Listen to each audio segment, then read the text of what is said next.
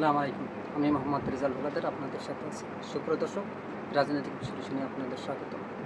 প্রধানমন্ত্রীর রাজনৈতিক সহকারী হলেন রাশেদ খান। প্রধানমন্ত্রী তারেক রহমানের সহকারী রাজনৈতিক পদে সচিব পদমর্যাদায় চুক্তিভিত্তি নিয়োগ দেওয়া হয়েছে মোহাম্মদ রাশেদ খানকে। গতকাল রোববার জনপ্রশাসন মন্ত্রণালয় এক প্রজ্ঞাপনে নিয়োগের বিষয়টি জানিয়েছেন। প্রজ্ঞাপনে বলা হয়েছে, অন্য যে কোনো পেশা, ব্যবসা, সরকারি, আধা সরকারি, বেসরকারি প্রতিষ্ঠান, সংগঠনের সঙ্গে কাজের সম্পর্ক ছাড়ার শর্ত রাশেদ খানকে এই নিয়োগ দেওয়া হয়েছে। যোগদানের তারিখ থেকে প্রধানমন্ত্রীর মেয়াদকাল বা তার সন্তুষ্টি সাপেক্ষে যেটি আগে ঘটে, রাশেদ খানকে এ নিয়ে নিয়োগ দেওয়া হয়েছে বলেও প্রজ্ঞাপনে জানানো হয়েছে। নতুন পদে নিয়োগ নিয়ে নিজেদের ভেরিফাইড ফেসবুক পেজে আজ সোমবার বেলা 11:30টার পর পোস্ট দিয়েছেন রাশেদ খান। স্ট্যাটাসে তিনি এই নিয়োগের জন্য প্রধানমন্ত্রীকে ধন্যবাদ ও কৃতজ্ঞতা জানান। দায়িত্ব সঠিকভাবে যাতে পালন করতে পারেন সেজন্য সবার সহযোগিতা চান। তবে গত বছরের 27 ডিসেম্বরের গণ অধিকার পরিষদের সাধারণ সম্পাদকের দায়িত্ব থেকে পদত্যাগ করে বিএনপিতে যোগ দেন মোহাম্মদ রাশেদ খান।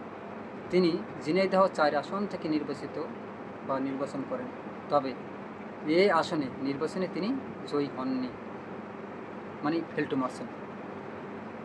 আসলে এই যে ভদ্রলোক, এই রাশেদ খানকে নিয়ে আসলে অনেক কথাবার্তা হয়েছে, আপনারা জানেন, এবং সোশ্যাল মিডিয়ায় তার বিরুদ্ধে বলেছে যে আসলে পা চাটতে নাকি তিনি প্রধানমন্ত্রীর এই রাজনৈতিক সহকারী হয়েছে।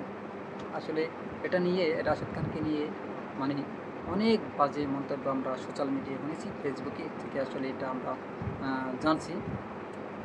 তবে তিনি নির্বাচন করেছেন, তার আসন থেকে তিনি নির্বাচিত হননি।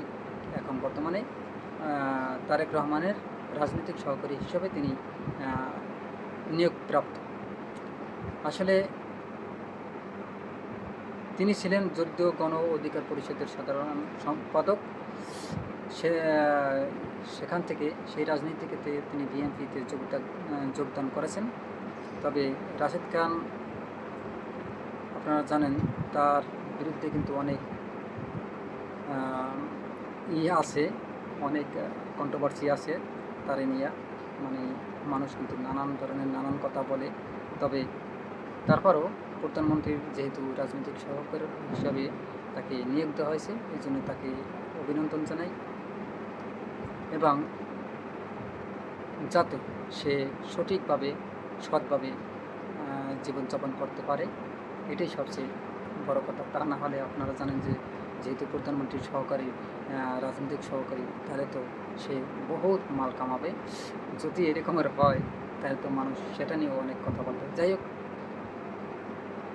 ভিডিওটি ভালো লাগলে অবশ্যই RS বাংলা নিউজ 24-কে সাবস্ক্রাইব করবেন, লাইক ও শেয়ার দিয়ে সবাইকে দেখার সুযোগ করে দেবেন। আজ পর্যন্তই। আসসালামু আলাইকুম রহমতুল্লাহি ওয়া বারাকাতুহু।